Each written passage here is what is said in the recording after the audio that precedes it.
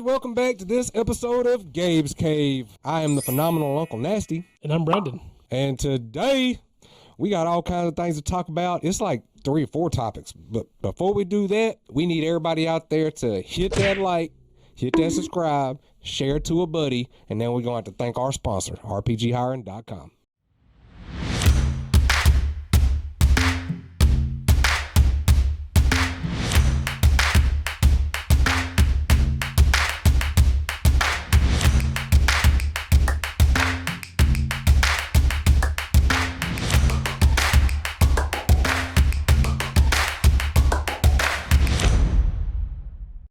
All right, welcome back. Today's topics are a lot. Yeah, we have a lot of movie roundup news. Yeah, it's basically essentially like what is going on in Hollywood. And first thing is what's going on in Hollywood. Might as well just go ahead and get this out of the way. Is we have a huge writers' strike. The Writers Guild, the Union of Writers, they are on strike. They were trying to get more money. They wanted more money, and they couldn't come to an agreement with all the studios, so they're going on strike. So there's going to be an infinite delay on movies, shows, streaming. Not immediately. You're not going to see the immediate effects, but last time there was a writer's strike, it was 100 days, and it probably set back the movie industry at least 2 or 3 years, just based on that, because it takes time to get back into the rhythm, get back into production. So that's delayed some things. So don't worry, there's a lot of shows and movies still coming, but eventually we're going to get the... Most of where we're going to see the effects of this is going to be on syndicated television shows, right. on shows that have a weekly episode that come out. A lot of them record in advance, so they'll have episodes coming out, but about the time it gets to where we should be getting what they're working on right now, there won't be any episodes. Also, like late night talk shows.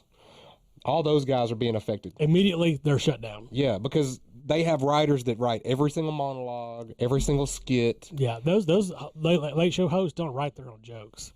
They might throw one here and there, but it's all writers. Yeah, they might have wanted you to think they wrote their own stuff, but it's not. That's not like Uncle Nasty. They don't just wing it. I also delayed James Gunn's Superman movie that he had in the works because he is the writer. And so he's also going on strike in solidarity with the writers, even though he's a director. That movie is on permanent delay because Henry Cavill's not in it.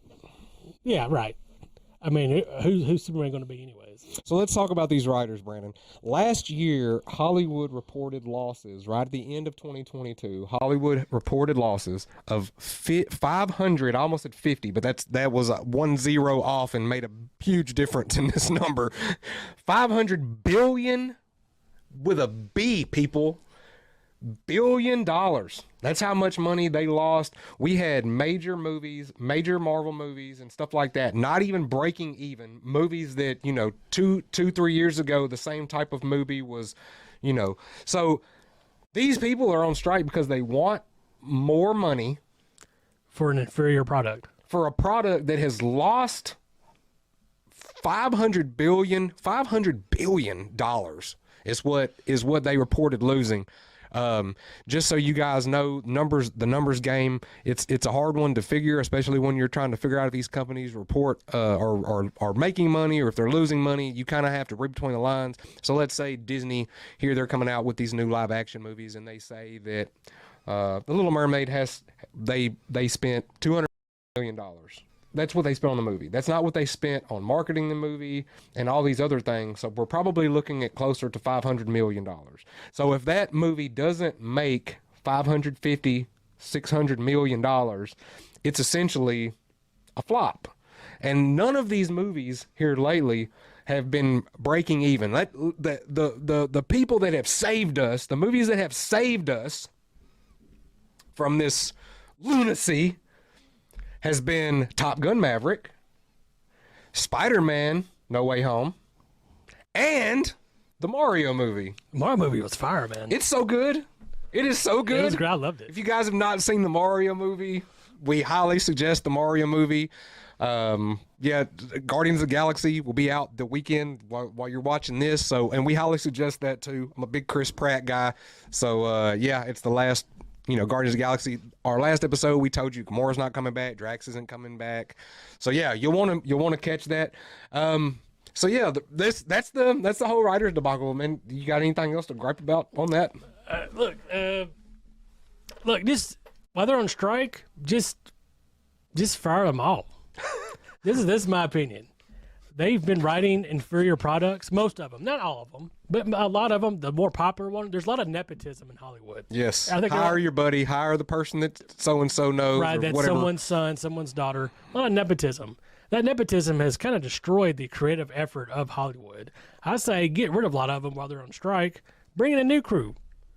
Why does it have to be these certain people? There's a lot of talented writers. Do that with comics too. I wish the comic writers would go on strike and they do the same thing. Get rid of some of them too, because there wouldn't be many left. Because there's a lot of really horrible writing in comics as well. But you know what? There is some movies that I'm looking forward to, and there's some different movie news that's been announced. Yes, like James Gunn's first project for DC, for his vision, is an animated series. It is called The Creature Commandos. Who? Exactly. Just like Guardians of the Galaxy, many of you are not even going to know who these people are. Our comic book expert doesn't even know what a lot of their superpowers are. Because I don't care. He don't care. I don't care. But it is important. So we are going to tell you guys because it is the start of all this. And I know that I could get something better than this, but we have a full list of castings. So it's basically it's Doom Patrol with creatures. Yes. Yeah, but they have essentially somebody that was notoriously a bad guy in the animated Batman. We'll get to that. Anyway, we have Frank Grillo, who I like. You like that guy? You know who that guy is? That's this guy. Yeah. Yeah, he is playing Rock Flag Senior, or Rick Flag Senior. Is the father of Rick Flag. Previously played by Joel Kinnaman in the 2016 Suicide Squad. So we also have Indria Varma as the bride. The Bride of Frankenstein. The Bride of Frankenstein. Yeah. That's who that is. Yeah. Okay, so the Undead. Okay, we also have David Harbour. Y'all know who David Harbour is. He is Eric Frankenstein. He is, Frankenstein's monster, essentially. He'll be the big guy. We have Zoe Chow as Dr. Nina Mazursky. That's the mermaid-looking fish head in the deal. Wasn't there something like that in Hellboy? Yes, that there was something like that in Hellboy. This is an animated series, so I expect this to get made pretty quickly. Alan Tudyk. Everybody knows who Alan Tudyk is. He was the guy I think he got really big when he did A Knight's Tale. Yep. And then he did a lot of voiceover work, really popular. He is Dr. Phosphorus. And that's the guy that I'm talking about. That character was a bad guy. He was in Doom Patrol too. Yeah, he was. Funny. A lot of these characters were in other stuff, Suicide Squad, so on. And then we have Sean Gunn as G.I. Robot. That's a character I'm not even familiar with at all. And then Sean Gunn is also Weasel. So he is doing Weasel's voice and Sean Gunn. If y'all don't know who Weasel is, that was that horrible costume-looking thing that they had in the last Suicide Squad. And he got roasted like the minute he got up on the beach. I really felt bad for the little guy. But he's fine now. Yeah, he's fine. Yeah. It is what it is. So those are the actors that we have, actors and actresses that we have cast to do the very first installment of James Gunn's vision in this whole DC universe revamp. So yeah, like it, love it. What do you got to say about that, there, dude? I don't care. I mean, I guess I'll watch it. So I'll go into it like I did Doom Patrol. I didn't expect anything out of Doom Patrol, and there is pieces of Doom Patrol that are like, it's all about Brendan Fraser. In Doom Patrol. It's the Renaissance. Now, don't get me wrong, Alan Tudyk is worth watching. Yeah. Absolutely. I feel like the Grillo dude is good. Yeah. He's all right. Yeah.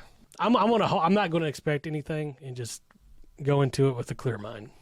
Okay. Well, then next up on this smorgasbord of topics today, we have a very interesting movie that is done. It's done filming. correct? And they are getting ready to release said film, correct? Early 2024. And that is The Crow. The Crow.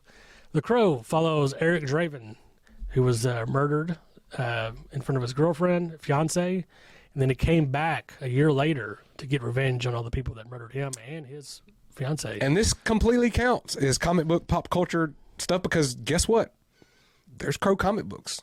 Yes, the first appearance of the Crow is in Caliber Presents #1. A very expensive book, and also the Crow #1 is very expensive, created by James O'Barr. The original movie came out in the 90s with Brandon Lee, who was unfortunately killed on set of the Crow, so they had to finish And out. who is Brandon Lee, for people that might not know who Brandon Lee is? Bruce Lee's son. That's right. The man himself. That was who. So they had to finish that movie with a stunt double and a little bit of computer animation, some CGI. Yeah, he accidentally caught a bullet by a gun that was supposed to be a prop. It was supposed to be like a blank round, but it was actually like a dummy round. It wasn't like a real round, but the wadding came out and got him in the chest, and he died in the hospital later that day. So there's like a lot of conspiracies and stuff like that. It was an accident, but this movie's been trying to get made for a long time. The reboot, Jason Momoa was attached to it at one point, and then he did drop out. So the Crow reboot is going to have Bill Skarsgård, the guy who played Pennywise in the It movies, and the Marquis in the new John Wick movie. If you remember the Marquis, he was the evil French guy that was the main bad guy. He has a lot of good acting credits, can really transform in a role, so I'm really looking forward to seeing his take on the Crow. It wrapped filming November 2022 over in Prague, Czech Republic.